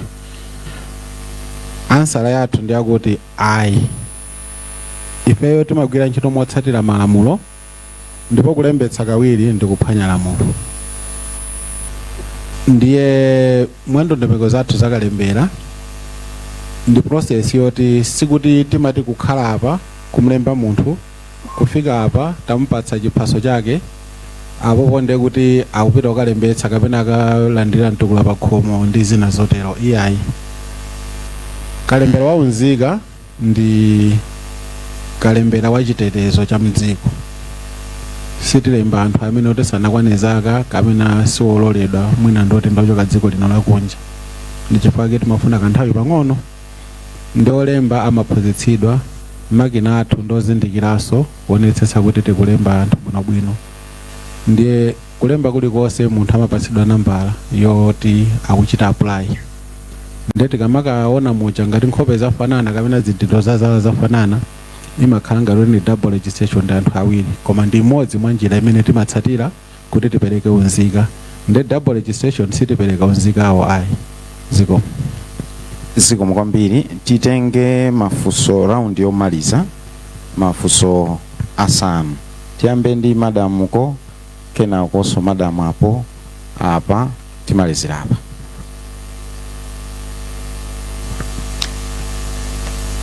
Ine dzina langa ndi Farida Muheya kuchokera ku television Eastern. Funso langa likupita ku MEC nthawi yomwe kumachitika kalembera oyambirira muja. Pamamveka rumors onena zoti anthu andale amagula ziphaso zovotera kwa anthu omwe alembesa. Mwina this time around MEC mupangapo chani kuti zimene zisachitikeso. Zikomo kwambiri.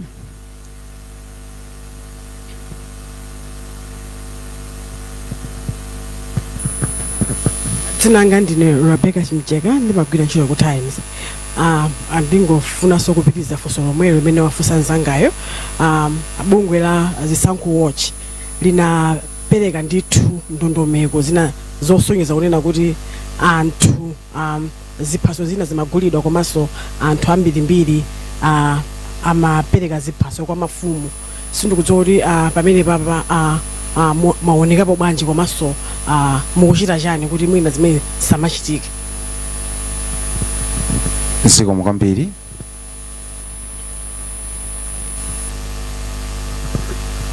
Zikomo kwambiri. Ine ndi Patrick Kachere kuchokera ku Umunthu FM. Mbuyo mu taonapo pakutuluka madandaulo zoti madera ena ntchito yodziwitsa anthu imakhala yovutirapo poyerekeza ndi madera ena.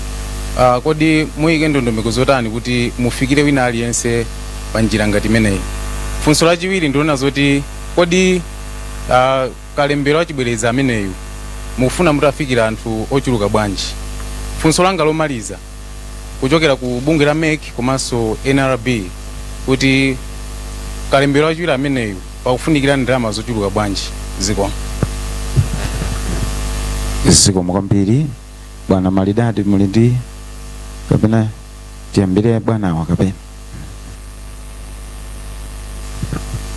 Zikomo, dzina langa ndi Robert Chandirira from PSR. Mafunso anga ndi awiri. Funso loyamba likupita ku NRB. Mwafotokoza kuti pali ma ID kapena ma unique registration numbers amene are ready for those people amene ankafuna alembese mafezi amene apitawa. Ndeni mangufuna tingodziwa kuti so far ngati NRB ndi ma ID ochoka motani amene muli nawo anthu amene anakanika kuti avote komano mwapasa mpato kuti makamaka oti alembese ndiye mwapasa mpato kuti akachita nawo ntchito imene. Funso lachiwiri likupita ku MEC. Supplementary registration exercise mwaipasa 1 week kamili 7 days komano kunja kumwina anthu ndochulukirapo amene anakumana ndi vuto limeneli amene afuna atakalembesa mwina ndi chifukwa chani mwasankha masiku 7. Thank you. Zikomo kwambiri. 14 ndi round yomaliza tipereke mpata kwa Malidadi afunsenso funso lawo. Zikomo kwambiri my chair. Sifunso kwenikweni komano mwina just looking ahead mene mwatifotokozera muja kuti the system is programmed makamaka ndi nthawi ndiye kutengera kuti tsiku lovota ndi kamodzi. I'm also sure kuti the system will be programmed nthawi yoyambira ndi nthawi yotsekera kamodzi pa zaka 5 ukavota. Titengere kuti kamwina 5 o'clock, 4 o'clock or 6 o'clock nthawi ija yakwana komabe panzere wa tsiku lovotalo anthu akanali Mulungu yang'ana kutsogolo Amalawi takonzekeretse motani chifukwa mwina akadziwiratu apa ayamba panga plan kuti tidzalawire kupita kovota kuja. Zikomo kwambiri. Zikomo kwambiri. Mu round yachiwiri tili ndi mafunso asanu ndi imodzi atatu 8. Ndikuona dzanja apa. A burning one. A follow up. Motirola commissioner follow up. I may have to be schooled on the exact details, but a colleague highlighted to me that despite your well-articulated answer, that he didn't take the court case that was brought against you, against Malawi Electoral Commission by George Chipaira, but Malawi Electoral Commission challenged that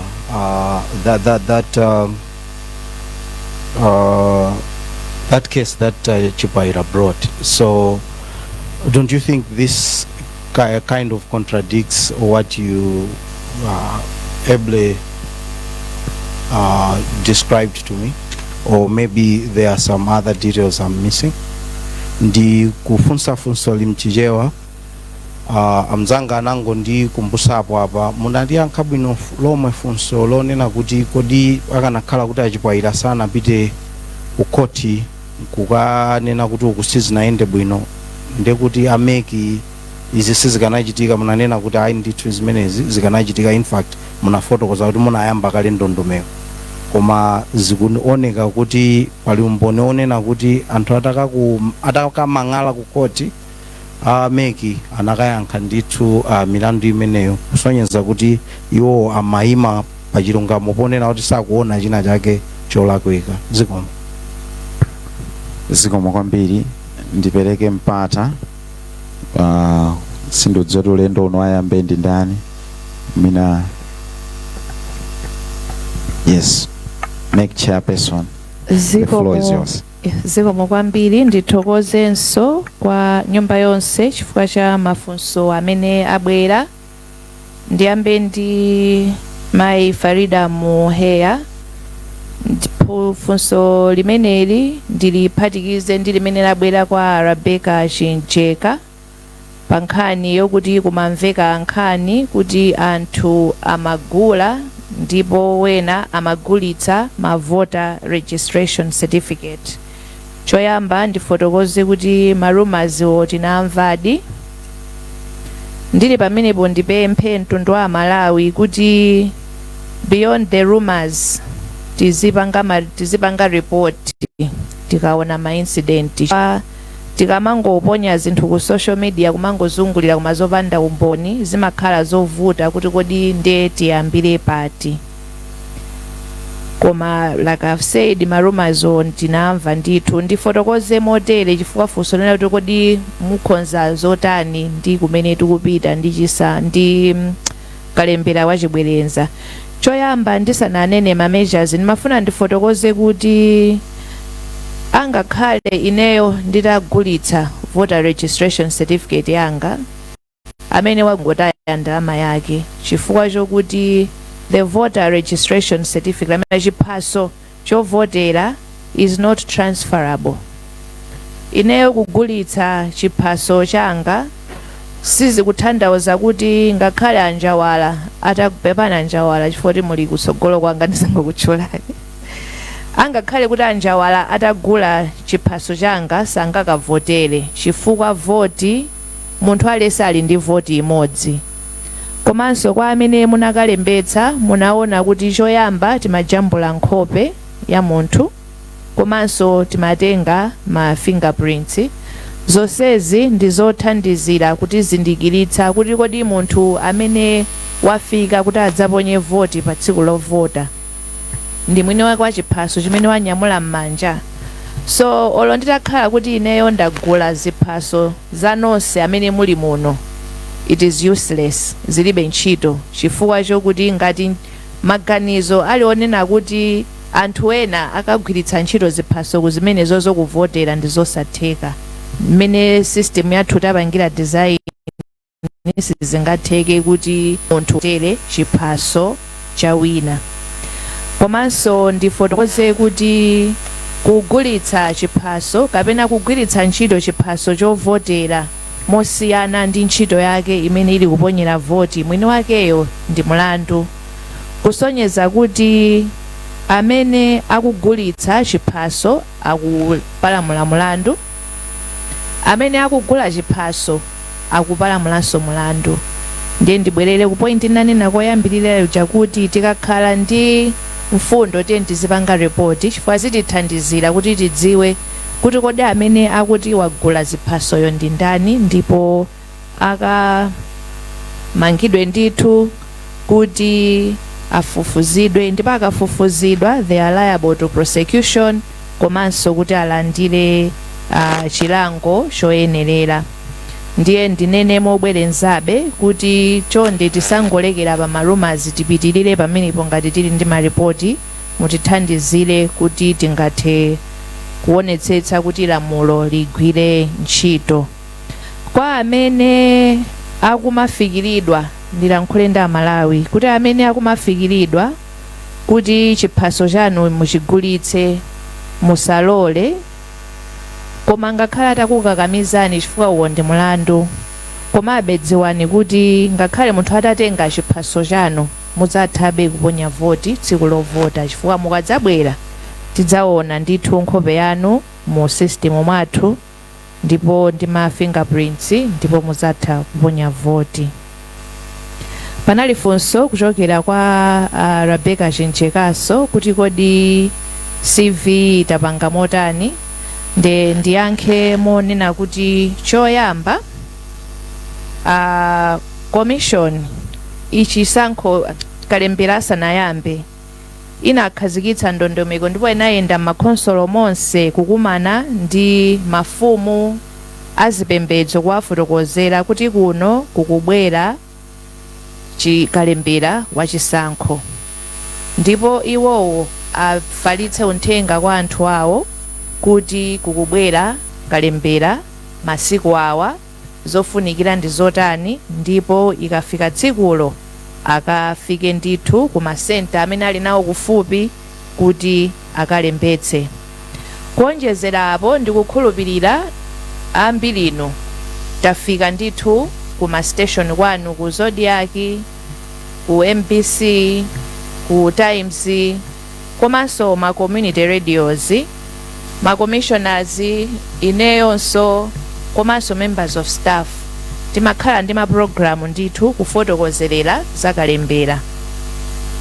Mutati muone ndithu ma archives mwanu mukaona ma program ambiri amene commission inachita kufotokozerera anthu zakalembera, kuyambira kalembera sanayambe pa 21 mpaka kudzafika ndithu pa 11 December. Kuonjezerapo Malawi Electoral Commission ili ndi ma civic officers amene anapangidwa deploy ma district monse, iwo wanso akhala kumayenda m'mamidzi kufotokozerera anthu kuti kalembera kufika, zofunikira zake ndizi, ndipo akatsegula masenta akudera kwanu chonde mukalembetse. Ndimafuna ndifotokozerenso kuti kupatula udindo umene uli pa Electoral Commission, komanso anzathu azipana ali ndi udindo kuti nawonso amemeze anthu kuti nawonso uthenga ufike ndithu. Ndiye kuyankha mwachidule Rebecca Chincheka komanso apachika chere amene anafunsa sofunso lomwelo ndithu ndimene zinayendera. Takhala tikumva anthu akudandala kuti ayi CV inachitike, koma funso lomakhala kuti kodi mwina pamafunika china chake chimene anthu amaganizira kuti chichitike beyond zimene MEC inachita, mwina anthu akanafotokoza kuti chimene tinaona chosowa ndi ichi, koma kumbali yathu ma program amene tinakhonza ndi amenewo, ndipo ndikukhulupirira kuti ena ndi enanso tinakumana nanu in your media houses kupanga ma programu amenewa. Panali funso lokuti kodi ndi manamba anji amene tikuyembekezera kuti akalembetse. Funso limeneli ndikhoza kuyankha mwachifupi kuti nambala tilibe, koma chifukwa chokuti kuli court order kuti tikapange izi tikagwira ntchito. Komanso chachiwiri manambala a phase 2 ndi phase 3 amene anayamba process koma sanamalize, anzathu a NRB ali nawo ndipo atifotokozerera. Budget sindingathe kupatsani nambala pakadali pano off the top of my head, koma ndifotokoze kuti the resources zilipo, monga mwamva NRB anena kuti boma lawapatsa ndalama zokuti iwowo akagwire ntchito yawo. Ifenso a Malawi Electoral Commission boma likupereka ma resources monga lakhala likuperekera kalembera yonseyo monga tayendera ma resources alipo. Robert Changirira funso limene linabwera ku MEC linali lokuti kodi sitingathe kungoonjezera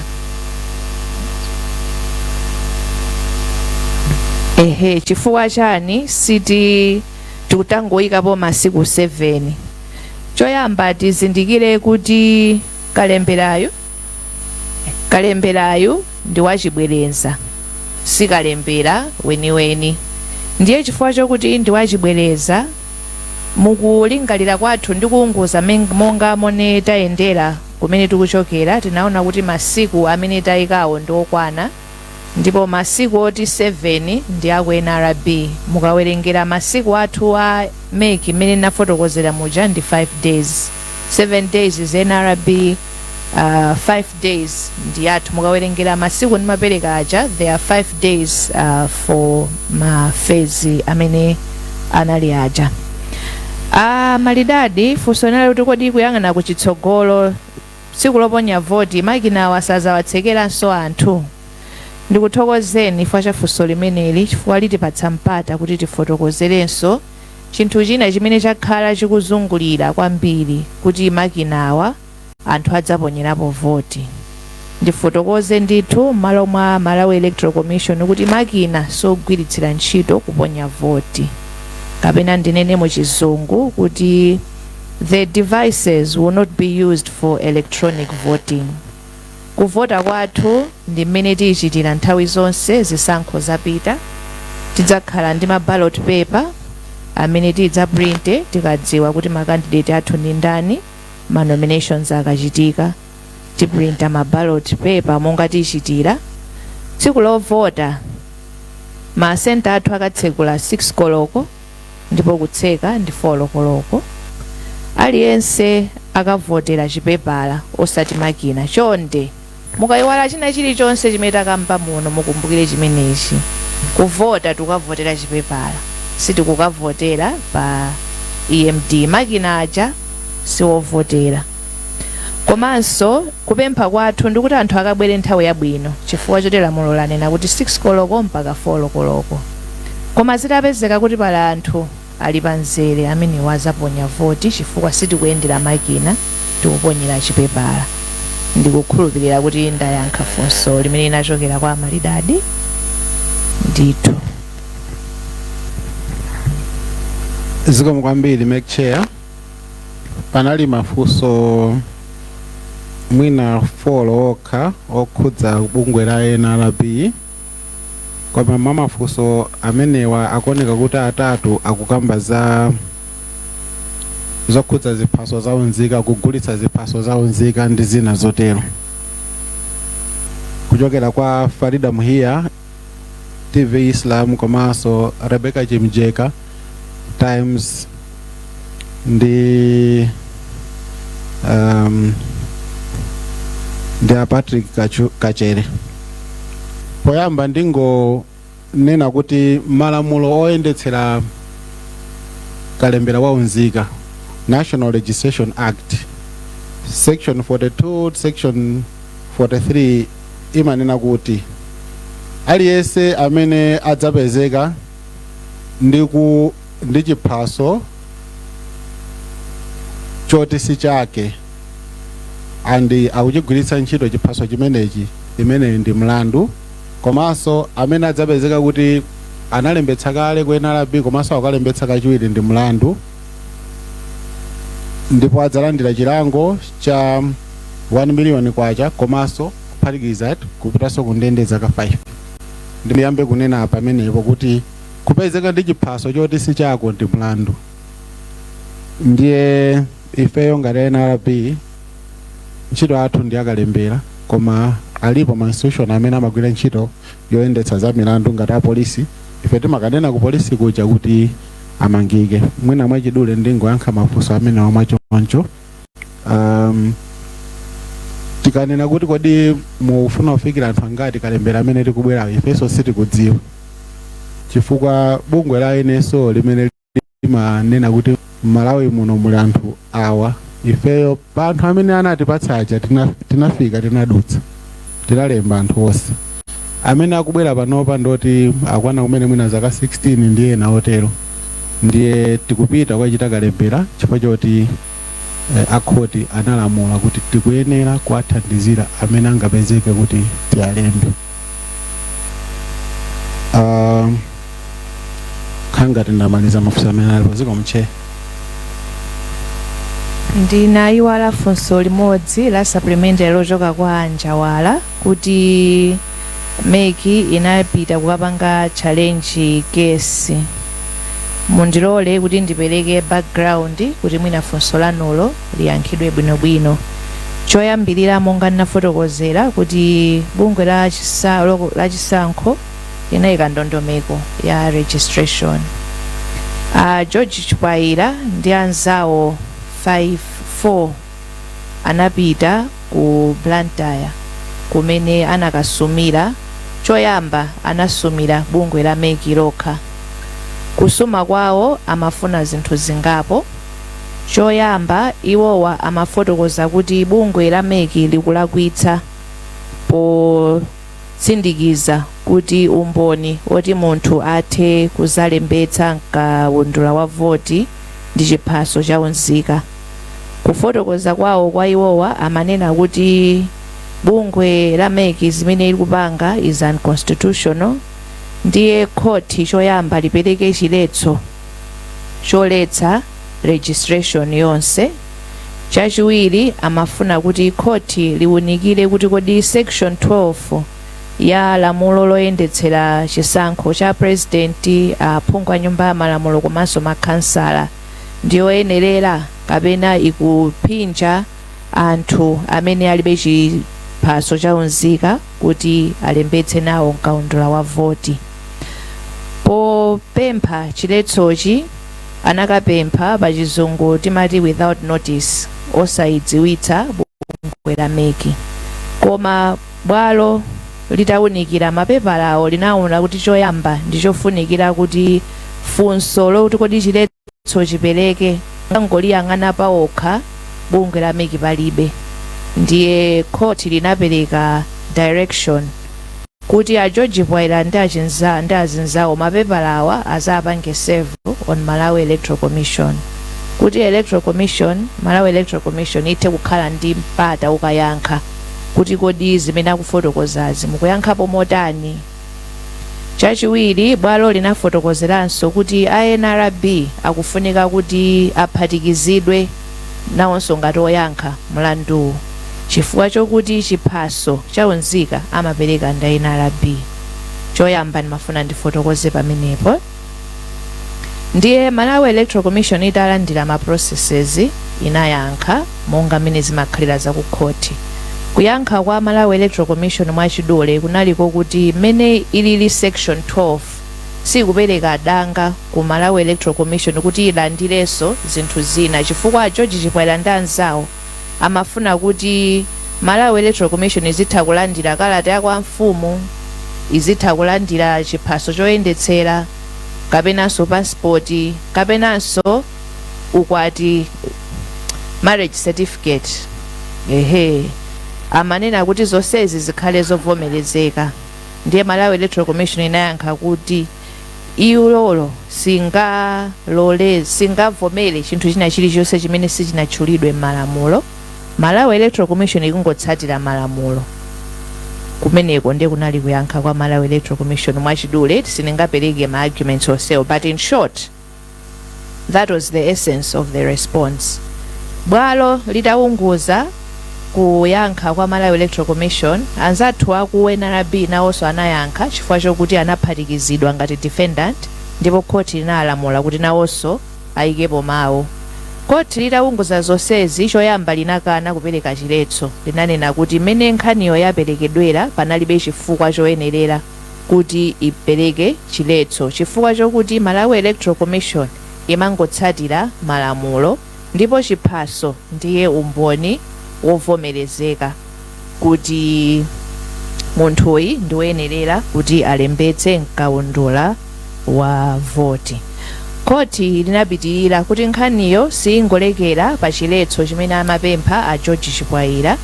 Bwalo mwalokha linafotokoza kuti mongonjezera ndime imapereka direction kuti a NRB apezeke kuma center a MEC ndi kuthandizira anthu amene angafike kuti alembetse mkalembera kaundula wa voti koma alibe chiphaso. Mwachidule context yake ndi imeneyo, ndikukhulupirira mwamvetsetsa. Mutafuna kuti ndikugayireni ruling ya ku court ndikhoza kugayirani kuti mwina muwerenge bwinobwino mumvetsetse kuti zinayenda bwanji ndipo tinafika pati. Zikomo. Mwina kongo malizitsa kufunso limene nabwera kuti kodi ma numbers ndi otani. Mafuna tingomalizi kunena kuti kulembetsa tikafotokoza zonsezi, voter registration is not compulsory. Munthu alisali ndi ufulu kubwera kuzalembetsa kapena ayi. Kwa ife ndikuyika ma measures zonse, ma center akhalepo, kufotokoza kuti ma date ndi ati, ndipo munthu amene ali omasuka abwere azalembetse. Pamene tikunena choncho tikulimbikitsabe anthu kuti azindikire kuti ngakhale it's not compulsory, it's their civic duty and responsibility kuti abwere azalembetse. Zikomo kwambiri. Zikomo kwambiri MEC chairperson. Ndikukhulupirira kuti atola nkhani amatokha ndi kafunso kobisa paselipa kuti nzanga asamve, ndi tikamaliza afuna ma one-on-one interviews at some point. But at this juncture, Honorable MEC chairperson and the PS for NRB, I would like you to make closing remarks. If you have something, you can include it in the closing remarks. Over to you. Zikomo kwambiri olemekezeka nonse kuyambira MEC chair komanso ma commissioners, Dr. Kamlongera, ma directors onse nonse atolankhani amene munabwera kuti tikhale limodzi mmawa uno ndi onse amene mwakhala mukutimvera ndi kutionera. Ifeyo ngati bungwe la NRB, ngati bungwe loyang'anira ntchito ya ziphaso za unzika, tidzakhala ochilimika kuti tithandizire bungwe la MEC kuti kalembera wawo wa voti ayende bwino. Tikukhulupirira kuti Amalawi mwamvetsetsa amene takonzekera kupita chitsogolo.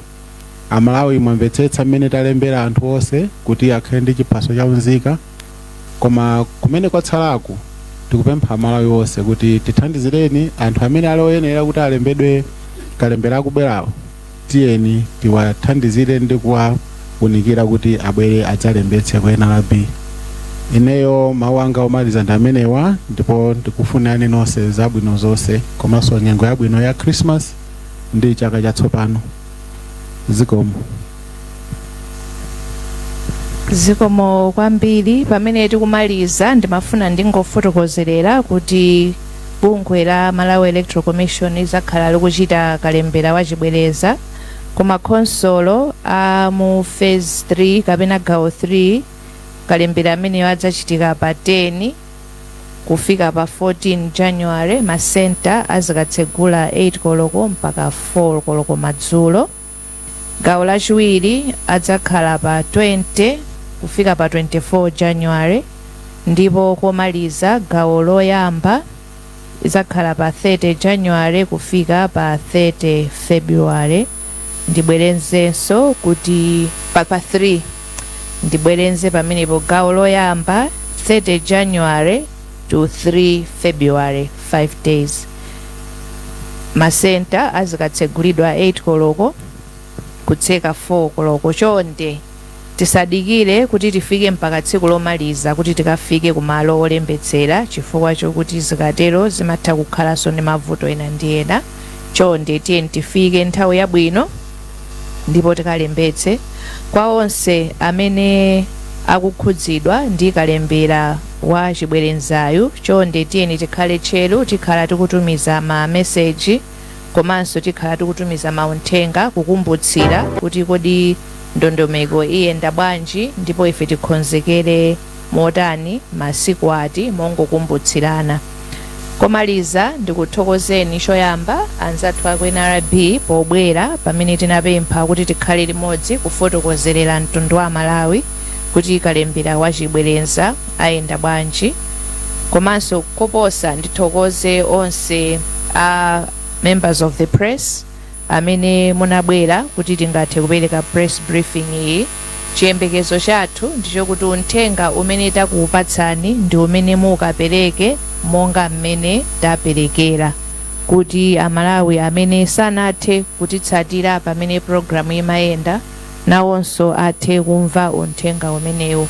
Komaliza kwenikweni ndipemphe Amalawi tonse kuti tiyeni tigwirane manja kusunga bata ndi mtendere dziko lathu ili la Malawi limene Mulungu anatidalitsa nalo.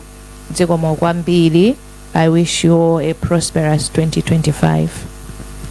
Zikomo kwambiri MEC chairperson. Abwera otipempherera koma ndimafuna ndinene kuti pamene nakupanga ma one-on-one interviews tili ndi ma snacks panjapo. Komanso media tikupemphani kuti musatalikire kwambiri mukatha zonse. Ndiyapemphe bwana kuti mutipemphere. Tipemphere tseka m'maso. Atate wathu akumwamba tikuyamikani nthawi ino yammawa chifukwa cha program imene yayendera. Tinakupemphani kuti mukhale nafe, mwakhala nafe. Tikhulupirira kuti zimene zakambidwa pano zipititsa patsogolo ntchito yakalembera mdziko muno komanso ngakhale ntchito yachisankho. Ngakhale nafe amene tikubwerera makwathu mzina Yesu Khristu apemphera ndi kuyamika. Amen.